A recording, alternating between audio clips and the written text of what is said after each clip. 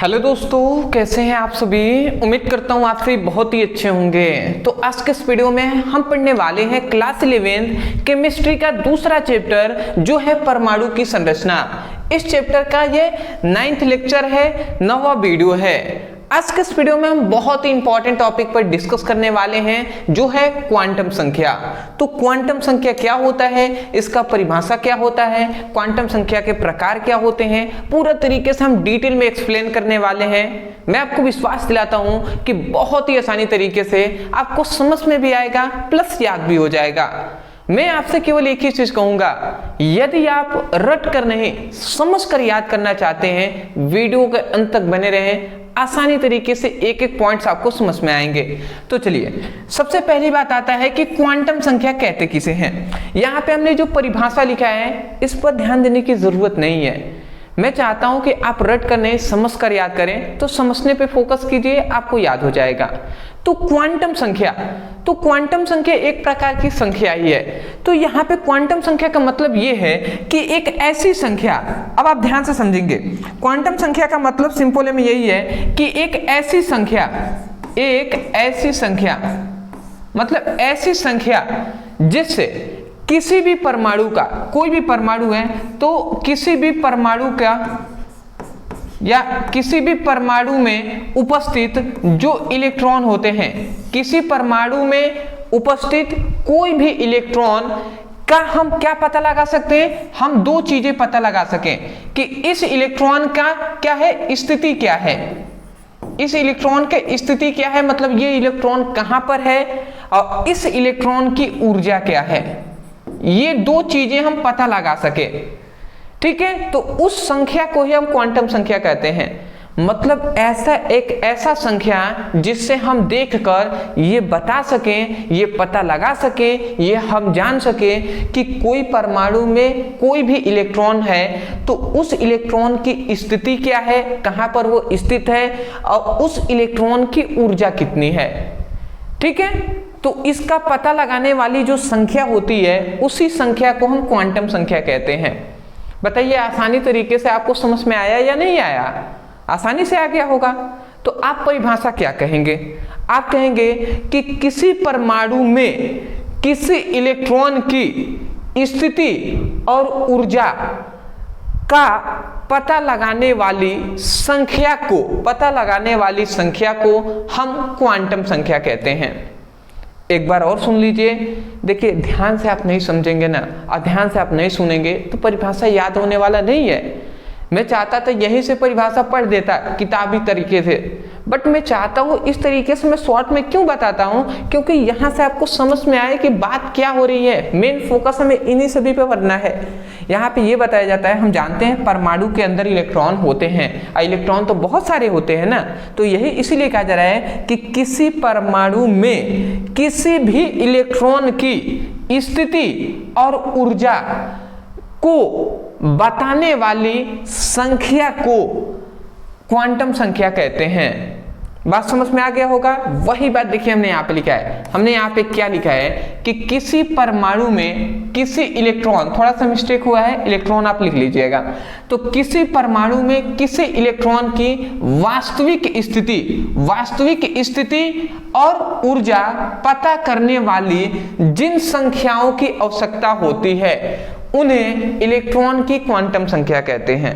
वही बात है, ठीक है ना, कि हमने क्या बताया, किसी परमाणु में किसी इलेक्ट्रॉन की वास्तविक स्थिति और ऊर्जा पता करने के लिए जिन संख्याओं की आवश्यकता होती है उन्हीं संख्या को हम क्या कहते हैं, क्वांटम संख्या कहते हैं, या उन्हें इलेक्ट्रॉन की क्वांटम संख्या कहते हैं। मैं आशा करता हूं कि आपको समझ में आ गया होगा।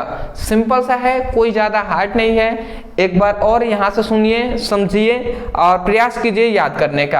आप कहेंगे कि किसी परमाणु में किसी इलेक्ट्रॉन की वास्तविक स्थिति और वास्तविक ऊर्जा पता करने के लिए जिन संख्याओं की आवश्यकता होती है उन संख्याओं को इलेक्ट्रॉन का क्वांटम संख्या कहते हैं। मैं आशा करता हूं कि अब आपको समझ में आ गया होगा। ठीक है, इसे मैं मिटा दे रहा हूं। देखिए वही बात हमने लिखा है कि किसी परमाणु में किसी इलेक्ट्रॉन की वास्तविक स्थिति एवं ऊर्जा पता करने के लिए जिन संख्याओं की आवश्यकता होती है उन्हें इलेक्ट्रॉन की क्वांटम संख्या कहते हैं। कंफर्म, क्लियर हो गया। अब आगे बढ़ते हैं। क्वांटम संख्या 4 प्रकार की होती हैं। क्वांटम संख्या कितनी प्रकार की होती है भैया? 4 प्रकार की होती हैं। अब ये भी आपको जानना बहुत ज्यादा इंपॉर्टेंट है। पहला क्या है? पहला है मुख्य क्वांटम संख्या, ठीक है, जिसे हम n से प्रदर्शित करते हैं। दूसरा होता है द्विगांशी क्वांटम संख्या, जिसे हम L से प्रदर्शित करते हैं। तीसरा होता है चुंबकीय क्वांटम संख्या, जिसे हम स्मॉल m से प्रदर्शित करते हैं। अंतिम जो हमारा चौथा आता है चक्रम क्वांटम संख्या, जिसे हम स्मॉल s से प्रदर्शित करते हैं।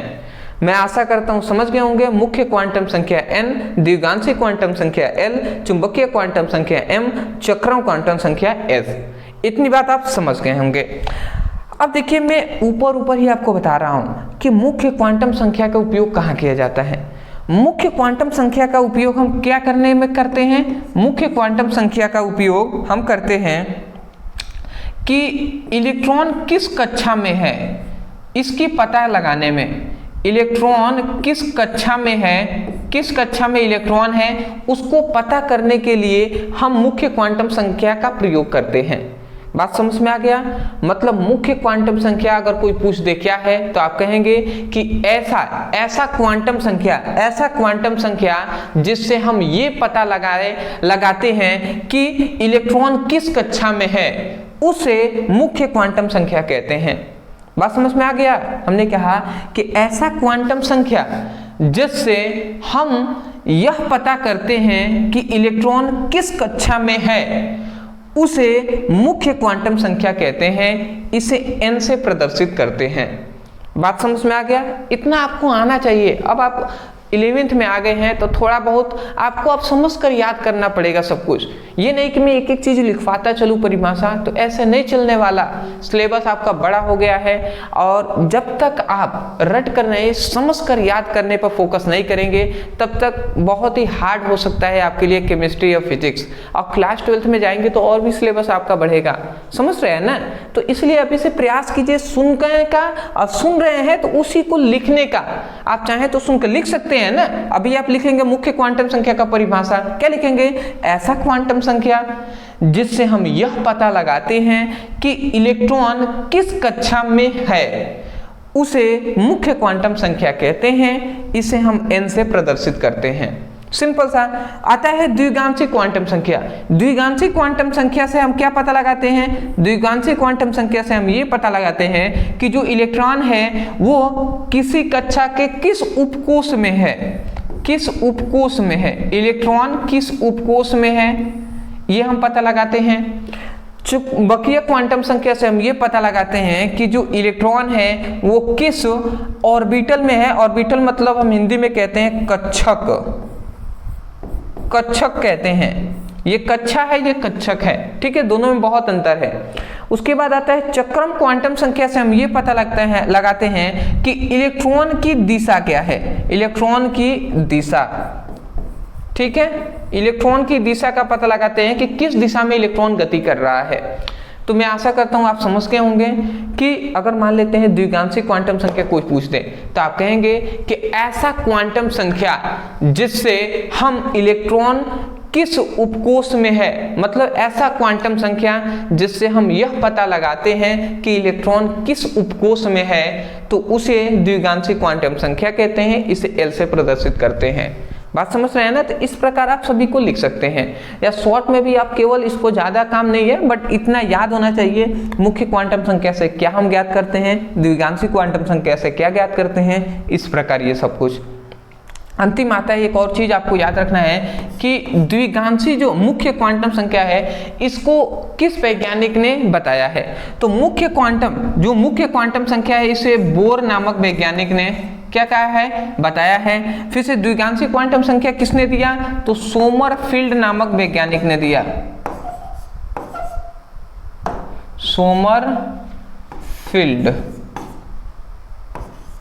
सोमरफेल्ड भी हम कहते हैं या सोमरफील्ड भी आप कह सकते हैं।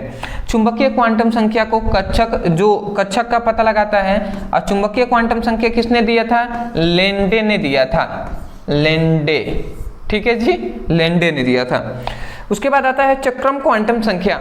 चक्रण क्वांटम संख्या क्या है? तो चक्रम क्वांटम संख्या को गोल्ड स्मिथ नामक वैज्ञानिक ने दिया था, गोल्ड स्मिथ। एक और इसको दो वैज्ञानिकों ने मिलकर दिया था, गोल्ड स्मिथ और यू लेनवेक, ठीक है जी।